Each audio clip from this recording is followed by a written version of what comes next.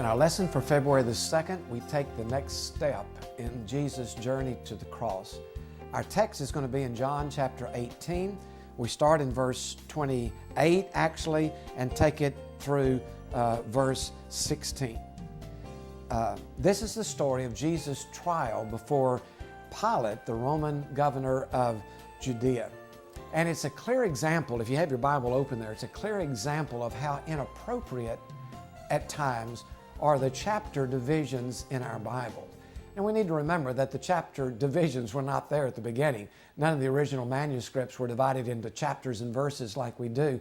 In fact, there's no manuscript that we have before the 12th century that actually had chapters and verses, but sometime between chapter 13th century and the 16th century, this became the standard. And the divisions were made not so much as based on the themes as based on the length of the book or the length of the passage.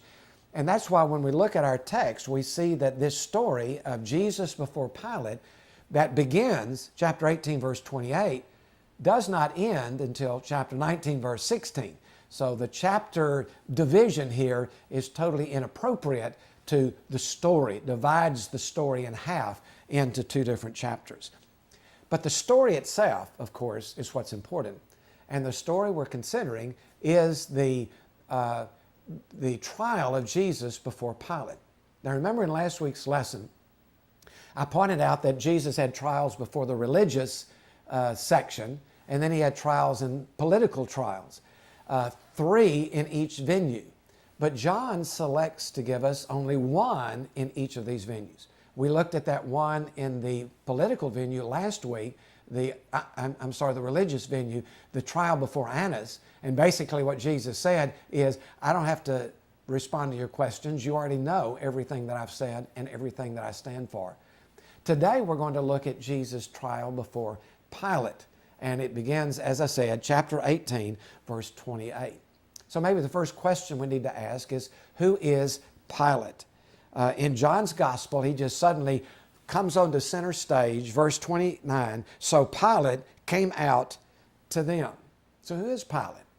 Well, the Roman Empire was divided into various provinces during that period of time, and each of these provinces had a governor, or sometimes called a procurator, and Pilate was one of those governors. The area over which he ruled was Judea, Samaria, and Idumea, what we would call Palestine.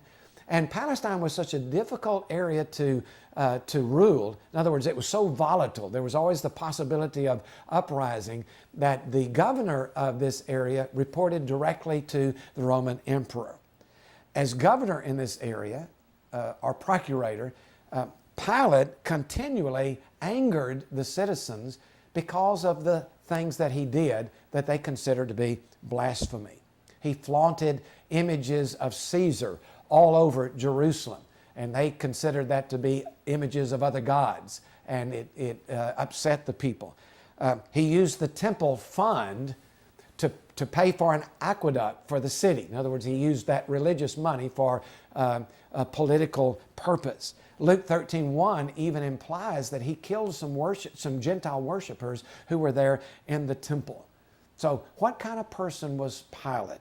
Various commentators have pictured him as cruel, proud, superstitious, self-seeking,